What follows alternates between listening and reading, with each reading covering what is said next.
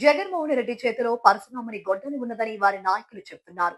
కానీ దురదృష్టవశాత్తు అది పరశురాముని గొడ్డలి కాదు. ఆయన చేతిలో ఉన్నది వివేకానందరెడ్డి గొడ్డలని ప్రజలందరూ ఆయన సోదరి సునీత కూడా చెప్తుందని బీజేపీ రాష్ట్ర ముఖ్య అధికార ప్రతినిధి వల్లూరి జయప్రకాష్ నారాయణ అన్నారు.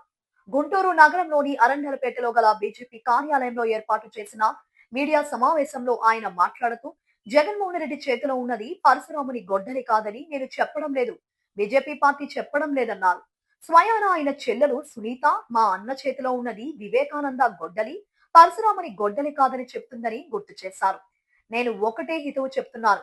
గుడివాడ నానిని ఉద్దేశిస్తూ మీరెప్పుడు మాట్లాడినా గండ్రగొడ్డలి రప్పా రప్పా గురించి మాట్లాడతారు తప్పితే ఈ రాష్ట్రానికి వచ్చిన గూగుల్ సెంటర్ గురించి గాని ఈ రాష్ట్రాన్ని ఏ విధంగా అభివృద్ధి చేసుకుందామనే విషయాల గురించి మీరు మాట్లాడరేమని అన్నారు. ఆయన మాట్లాడిన భాషను భారతీయ జనతా పార్టీ తీవ్రంగా ఖండిస్తోందని హెచ్చరించారు.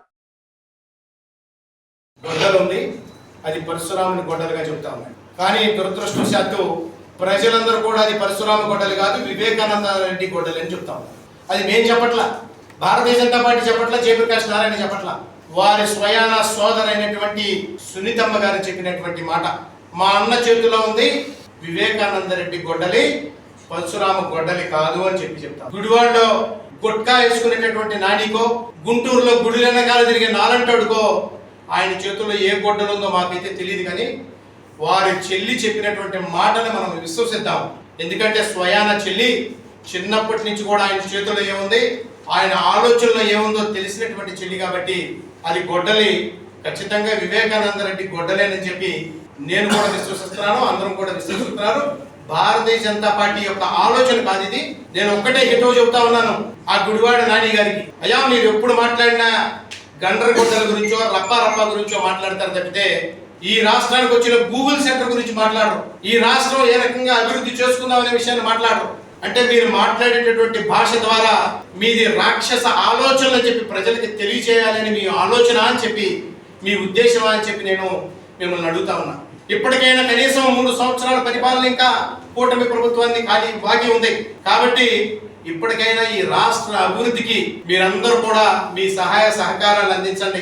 అందించలేకపోతే మీరు కొట్టేసుకొని మీ ఇంట్లోనే కూర్చోండి, అంతేగాని ప్రజలను రెచ్చగొట్టే విధంగా గొడ్డలి ఉందనే మాటలు మాట్లాడమాకండి. మీరు ఆల్రెడీ గొడ్డలి పార్టీగా ప్రపంచంలో ఉన్న ప్రజలందరూ కూడా గుర్తిస్తా ఉన్నారు కాబట్టి మిమ్మల్ని 11 సీట్లకు పరిమితం చేశారు. మరలా మీరు పదే ఆ రకమైనటువంటి భాషను ఉపయోగించవలసినటువంటి అవసరం లేదు. మీకు ఏదైనా అవకాశం ఉంటే కనుక రాష్ట్ర అభివృద్ధికి సహకరించండి.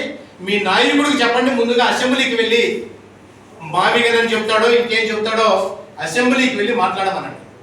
అంతేగాని అనవసరమైనటువంటి మాటలు మాట్లాడి ఏదో గొడ్డలి తీసుకొని ఏదో చేస్తామని చెప్పి చెబుతా ఉన్నాడు. అవినీతిని అంతం చేస్తాడు. గొడ్డలి పరశురాముడి చేతిలో ఉంటే అవినీతిని అంతం చేస్తుంది, నరేంద్ర మోదీ గారి చేతిలో ఉంటే అంతం చేస్తుంది, చంద్రబాబు నాయుడు గారి చేతిలో ఉంటే అంతం చేస్తుంది, పవన్ కళ్యాణ్ గారి చేతిలో ఉంటే అవినీతిని అంతం చేస్తుంది.